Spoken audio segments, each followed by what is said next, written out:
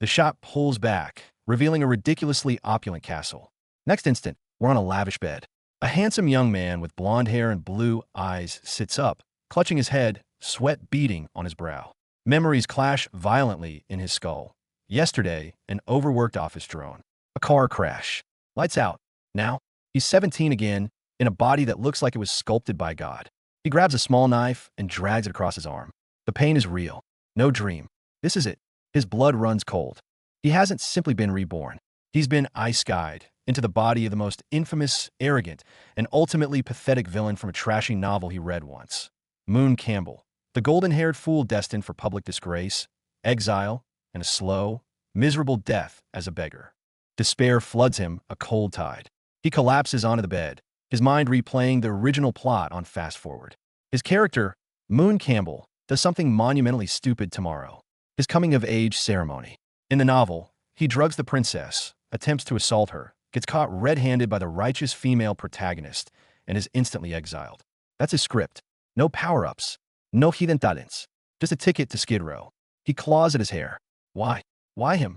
While other isekai protagonists get cheat skills or OP bloodlines, he gets dropped directly into the villain's prologue. He screams into the void. System. Guide. Goddess. Help. Silence. Just as he's about to mentally write his own epitaph, thud. A thick black book wreathed in ominous purple light materializes in the air and slams right into his forehead. Ignoring the pain, Moon stares at the book. Hope, wild and desperate, ignites in his chest. A cheat? Is this it? His ticket out. He scrambles off the bed, cradling the black book like a holy relic, making a solemn vow. I refuse that ending. I'm going to survive. I'm going to live well. Heart pounding, he cracks the cover open. Blank. Page after page of stark, empty nothingness. His face falls. Are you kidding me? Desperation takes over. He presses his still bleeding finger to the vellum. The moment his blood touches the page, asterisk, asterisk, asterisk, asterisk, a plume of violet-black smoke erupts. The book seems to inhale, and from the center of the page, a line of text materializes, written in what looks like blood. Moon's eyes go wide. It activated? Whoosh, reality warps. The room, the bed, everything dissolves. He finds himself somewhere else. Naked, shackled by thick, rune-inscribed chains to a freezing stone slab. Fear, primal and choking, floods him. Before he can even scream, a voice, terrifyingly gentle, whispers beside his ear. A woman with raven black hair leans over him. Her crimson eyes drink in his terror. Her fingers, cold as death, trace his cheek. You're finally awake. I've been waiting so long for you. Then, agony. Unspeakable, white-hot agony rips through him without warning. The woman smiles, speaking in that same sweet tone, while her actions are pure, unadulterated torture. Chains rattle. Blood and sweat fly. Moon's scream dies in his throat. Pain is necessary. She coos, her voice a nightmare lullaby. This is love. I'll purify you over and over until you are mine. Forever. Moon jolts upright in bed, gasping for air, drenched in cold sweat. That Hell's Cape a dream? But the phantom pain still lances across his skin, the memory of those crimson eyes seared into his mind. Too vivid, too real. Trembling, his gaze locks onto the black book beside him. A premonition? The chilling thought takes root. Was it a warning triggered by the book? He forces his shaking hands to open it again. This time, the message is unambiguous, scrawled in stark crimson. Do not change fate. Moon's heart freezes. He thinks he understands. The book is saying if he tries to alter his destiny as Moon Campbell, he'll trigger the nightmare ending. The chains, the torture, that woman. To survive now, he must willingly walk the path to his own exile, the better outcome. The irony is brutal, but survival instinct wins. Fine, he grits out. Survive first. Figure the rest out later. That evening, the family dining hall. Crystal chandeliers blaze. A feast is laid out, and his parents' pride and affection are palpable. His father, the Lionheart King of the Empire. His mother, gentle and adoring. This warmth, this love, to Moon, it's a suffocating weight. He chews the exquisite steak, tasting nothing but ashes. The black book's warning echoes, don't change fate. But in the original plot, his own disgrace drags the entire Campbell family down with him. He can't let that happen. A desperate, defiant thought sparks. The book set his fate, not his family's. All right, he'll play his villainous part. He'll take the fall. But he'll damn well make sure a scapegoat takes the full brunt of the treason charge. His family survives. That's the new win condition. Step 1. Acquire a knockout drug potent enough to fell a 1,000-year magical genius like Princess Silesia. The common stuff won't even tickle her. Relying on his novel-fueled memory, Moon heads straight for a forgotten corner of the family vault. In a dusty, hidden compartment, he finds it, a black token etched with sinister runes. His VIP pass to the Empire's underground black market. With the ceremony looming tomorrow night, he moves fast. Deep hood, mask, nondescript cloak. He vanishes into the night, navigating the foul-smelling secret sewers that lead to the Leopold underground black market. The guards see his rotting flesh, token, and wave him through. He pushes open a heavy door, and a lurid, lawless world of magical beasts, illicit potions, and forbidden deals unfolds. But he's not here to browse. His target, a legendary filter called Southern Frontier Dreams, said to KO even the most powerful mage instantly, leaving no magical trace. He needs it. Now, deep in the market's belly, a shop that radiates quiet menace. The shopkeeper, a figure in a cat-eared hood, voice unplaceable. When Moon bluntly asks for Southern Frontier Dreams, the air chills. The hood shifts, a pair of keen eyes assessing him with disdainful amusement. Looking for fun with the little princess? I have more interesting wares. Compliant beastkin slaves, perhaps. Moon's heart skips, but his poker face holds. He turns to leave without a word. In these shadowy deals, hesitation is death. The bluff works. The shopkeeper's tone instantly shifts to syrupy courtesy. Esteemed guest, wait. The item is available, of course. A mere 130,000 imperial gold. Cash or card. Moon's pockets are empty, but his mind is racing. No money, but I have information. Worth your price. He offers a sliver of a secret about a future palace coup. The silence stretches. Finally, information verified. The potion is yours. Deal. The night of the ceremony. The Campbell estate blazes with light, packed with the Empire's elite. In the center of the ballroom, Moon stands in ostentatiously fine silks, a perfect, polished smile on his face. His gaze cuts through the crowd, locking onto one figure by the window, Princess Silesia. Hair like spun moonlight, eyes of glacial blue, radiating an aura that screams untouchable. She's breathtaking, he thinks, and utterly terrifying. But he walks towards her anyway. Your Highness. A pleasure, as always. A flawless bow. He takes her hand, and they glide into the waltz. They are grace personified, the cynosure of all eyes. Beneath the elegant melody, Moon's mind is a war room. He spots another figure in the crowd. Golden hair, eyes burning with pure, undiluted hatred. Ariel Bugard, the story's destined heroine. The hate is palpable. Time to set the final piece. The final note of the waltz fades. Moon doesn't let go of the princess's hand. He leans in, voice a conspiratorial murmur only for her. Your Highness, about our farce of an engagement. We should speak privately. You understand, a public annulment would damage the royal prestige. In your relationship with His Majesty. He's picking the lock on her political cage, and he knows it. Silesia's composure wavers, just for a fraction of a second. The hook is set. Moon's lips twitch in a ghost of a smile. It's too loud here. My chambers would be quieter. Hesitation, then a barely perceptible nod. He almost pulls her, weaving through the staring, whispering crowd, up the grand staircase towards his private rooms. Behind them, his maiden watches, her gaze inscrutable. And somewhere in the shadows, Ariel Bugard clenches her fists and follows. The final, most perilous act of the plan is a go. The door clicks shut behind them. Silence, thick and heavy, fills the opulent room.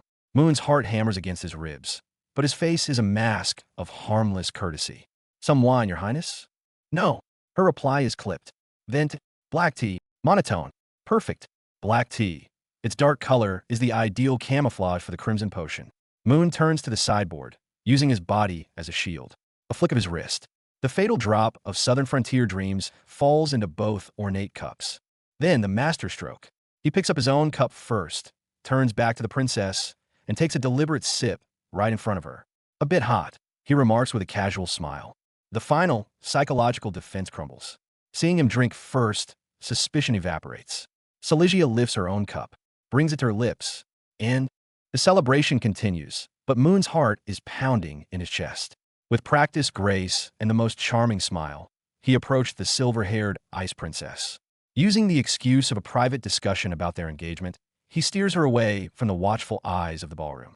This move could rewrite his doomed fate or plunge him straight into hell.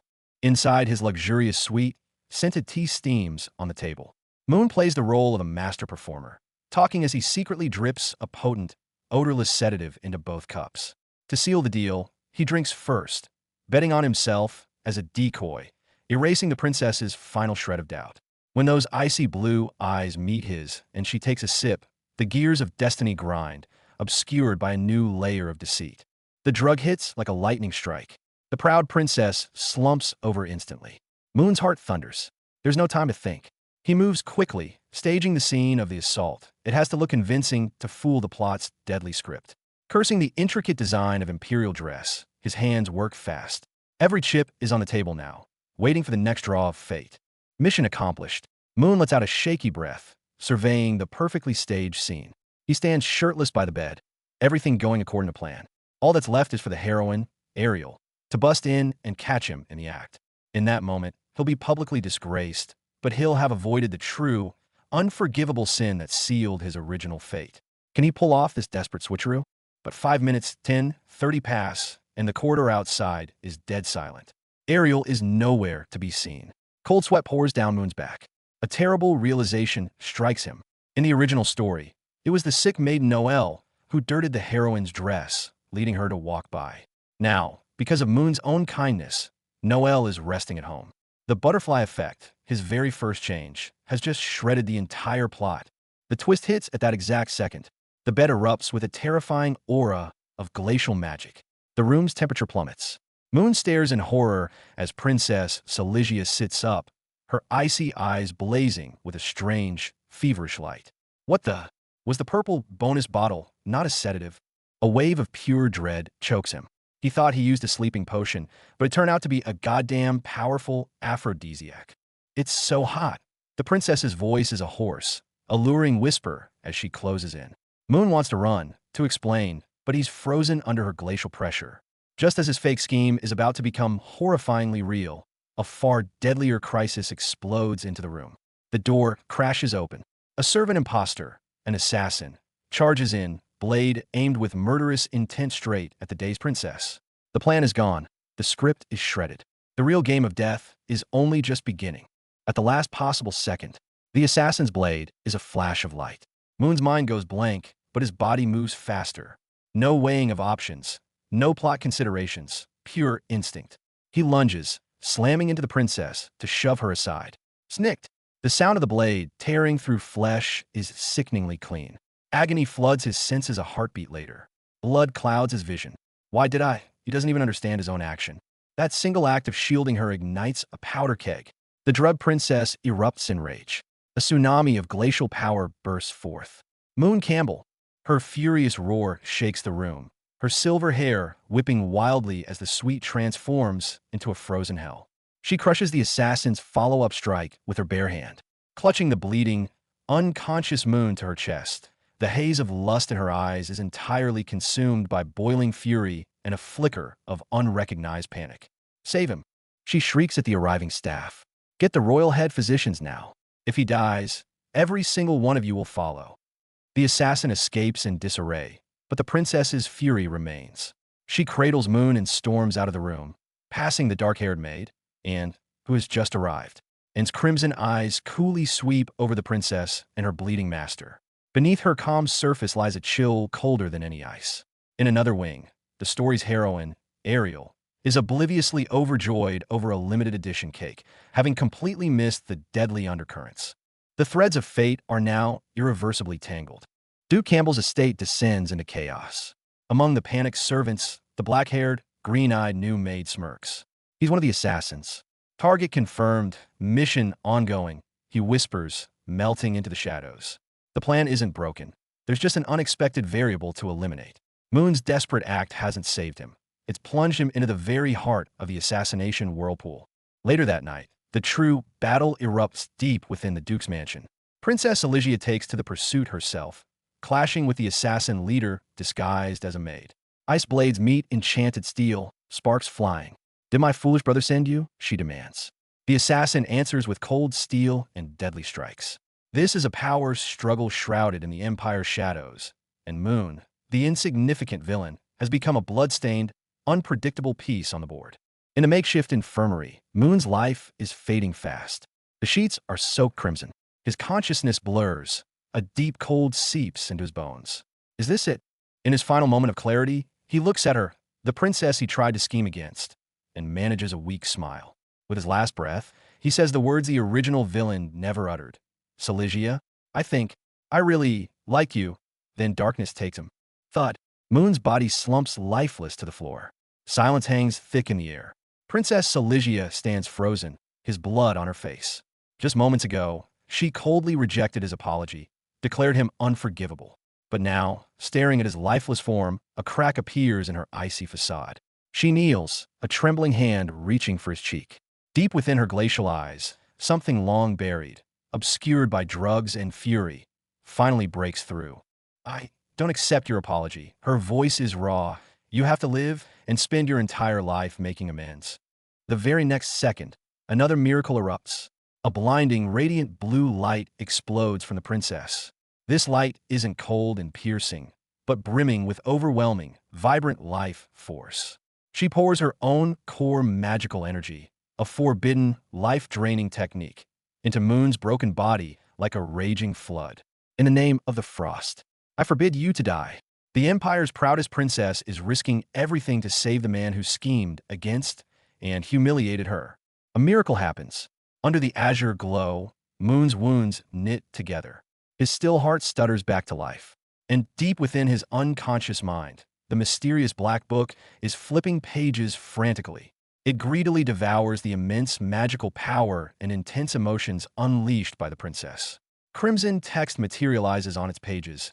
Arrogance progress, 50% jealousy progress, 99% gluttony progress, -90%, and a title slowly sharpens into focus, struggling for a world for someone. Moon's cheat device has truly begun to awaken, catalyzed by this life and death reversal. Meanwhile, deep in the sewers beneath the estate, the empty purple vial, the source of the aphrodisiac, lies in the murky water. Residual purple mana within it resonates with the intense emotions saturating the air above. Death, sacrifice, salvation. This twisted energy is drawn into the even darker depths below, where something ancient and malevolent lets out a low, satisfied sigh. The true storm is still brewing far on the horizon. 3 days later, Moon awakens in a state of profound weakness. The first sight that greets him is his maid in seemingly calm, yet bottomless crimson eyes. Young master, you were unconscious for 3 days, and says in her ever-gentle tone, but a strange chill runs down Moon's spine. From her, he learns the aftermath. His father, the Lionheart, raged like thunder and crushed the entire black market syndicate in 2 days, though the mastermind remains hidden. The biggest shock? Princess Silesia actually pleaded for mercy on his behalf before the king. The warmth of family is quickly overshadowed by new pressures. His mother, Duchess Noyce, holds him, weeping with joy and revealing she's pregnant again. But his father, Duke Leon, delivers an ironclad decree before their departure. You have 3 years to produce an heir for the Campbell family. Become a father? In this treacherous world? The heavy chains of duty clamp down on Moon's heart once more. His father seems to sense his turmoil. Before leaving, the iron-willed Lionheart clasps Moon's shoulder, a rare softness in his eyes. Go and chase your own happiness, boy. Sometimes it's right beside you, and you just don't see it. He glances meaningfully towards the doorway and stands silently. Alas, Moon, the ultimate blockhead, completely misreads the hint. He thinks his father is telling him to find a good husband for her, and so, after his father leaves, Moon does something he will deeply regret in the future. He finds and then puts on his best enlightened and benevolent master act. And don't worry, I would never interfere with your freedom to marry. When you find the right person, I'll prepare the most generous dowry.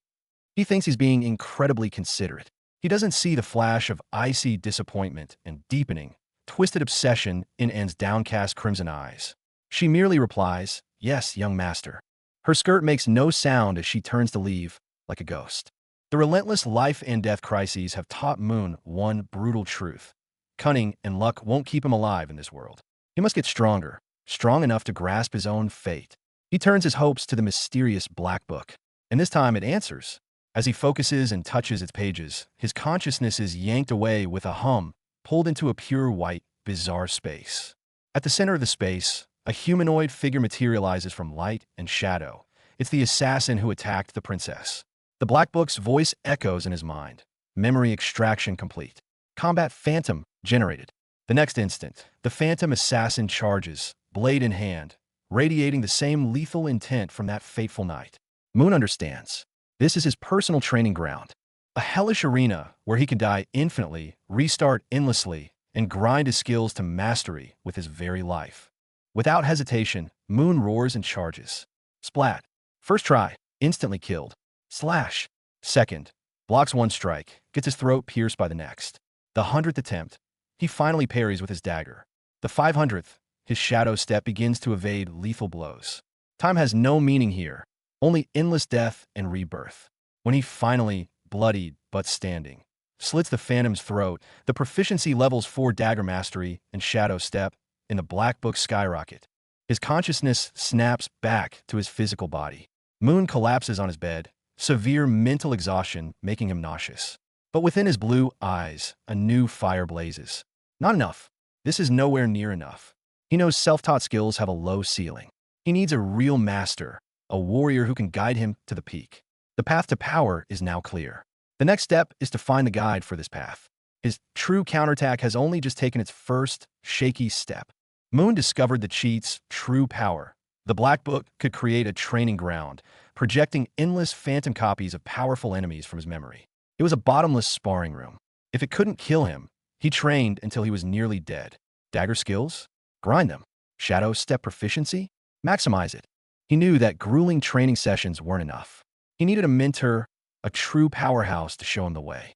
And who better than the Empire's shield himself, the Lionheart King, his father. This was the ultimate family perk, wasn't it? But reality struck hard. His father's words hit him like a cold splash. Demons stirred on the border. The Lionheart King was marching to war for 3 full years. His prime lifeline gone. Just like that, his hope evaporated. No mentor? Fine. He'd be his own pillar. Burying himself in martial arts tomes in the library, Moon burned through them.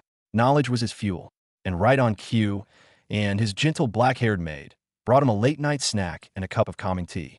Everything was so quiet, so normal, unnervingly so. The world spun as the drugged tea went down the wrong way. The gentle smile on Anne's face, behind it lay a crumbling reality and a cold, pre-prepared cage. 10 years of loyalty were nothing but a carefully constructed, long-planned lie. He woke to cold metal biting his wrists and the most familiar person wearing the most unfamiliar smile. This wasn't a betrayal, and had simply dropped all pretenses. Her facade was gone, and the horrifying truth was laid bare, and revealed it all. A divinely favored, guided by prophecy, protecting him for a decade. But her love was possession, a purification that demanded he belong to her, and her alone. The future she painted was, for Moon, a suffocating dead end, utter annihilation of the self. Resistance was useless. Even the mightiest attacks barely fazed her. The steel cell, forged for this very purpose by master craftsmen, was perfect.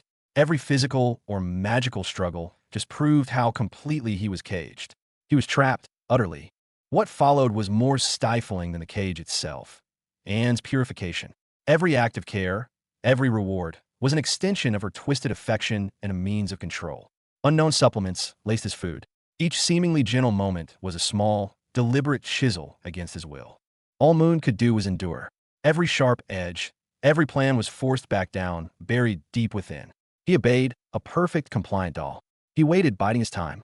Then the chance came, and left briefly, wanting to catch the freshest fish for him. Now, his mind screamed for the Black Book.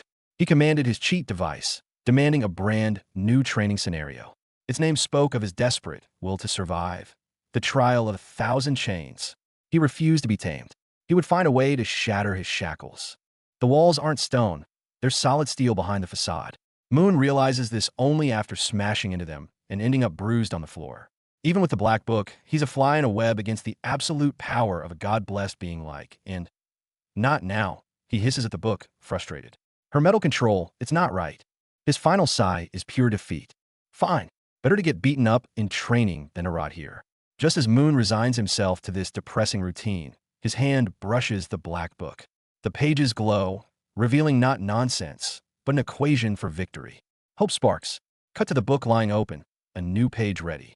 Moon takes a deep breath, time for a different kind of workout. To avoid being a powerless plaything, Moon brute forces his strength with primal exercises. 200 push-ups. As soon as he collapses and appears right on cue, smiling with a dinner tray. So energetic, young master. The bath is ready. Shall we eat first or bathe? The sweet offer now sounds like a horror prelude. I can handle it myself. Moon tries to reclaim some autonomy. En's expression darkens instantly. You are my property now and mine alone. Washing every inch of you is my duty as your guardian. This twisted ownership, wrapped in a gentle tone, is master-level psychological warfare. Moon's resistance is a joke against such devotion. Dinner. Moon's enjoying the meal and asks about the cut of meat. And smiles sweetly. That's a bull's penis. And not just any bull.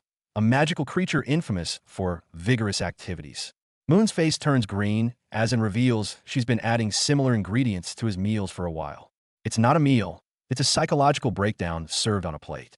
Imprisoned, force-fed nightmarish supplements, Moon finally snaps, roaring for rebellion, and just strokes his head like calming a child. Sleep peacefully. Just leave everything to me. And he does, drifting off under her eerie comfort.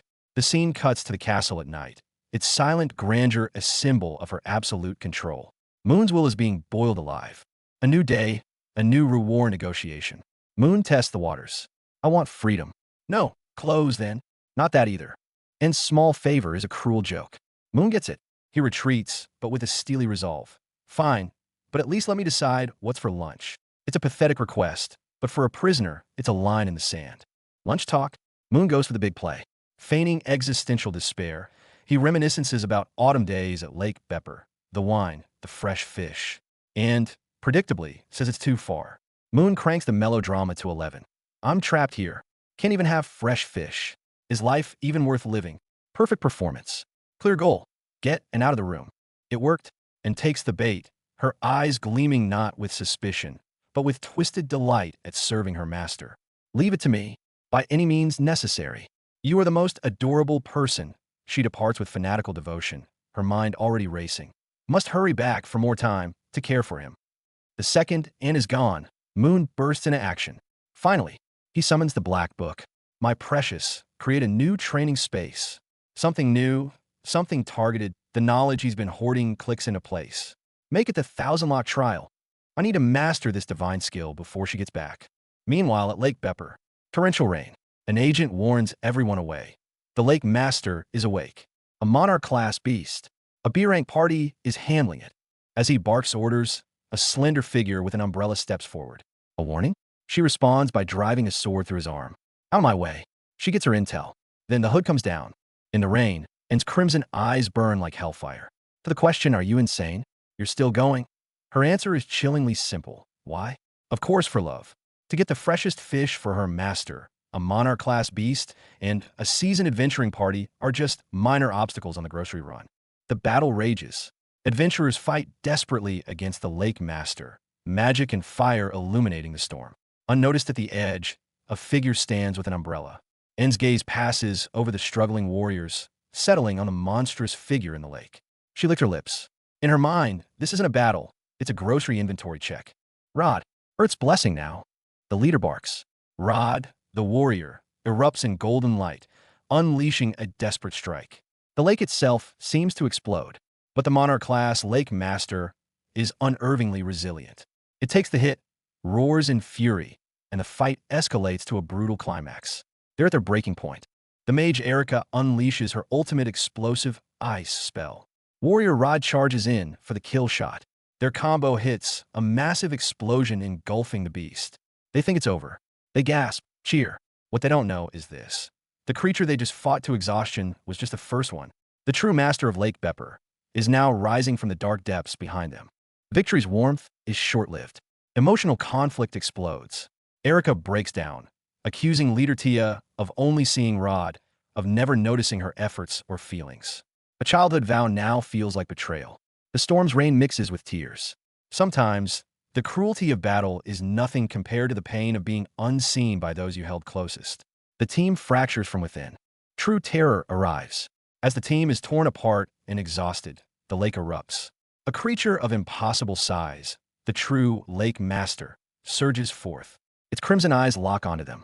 Tia and Rod pour their last dregs of mana into a combined explosive magic. The spell hits, and the beast barely flinches.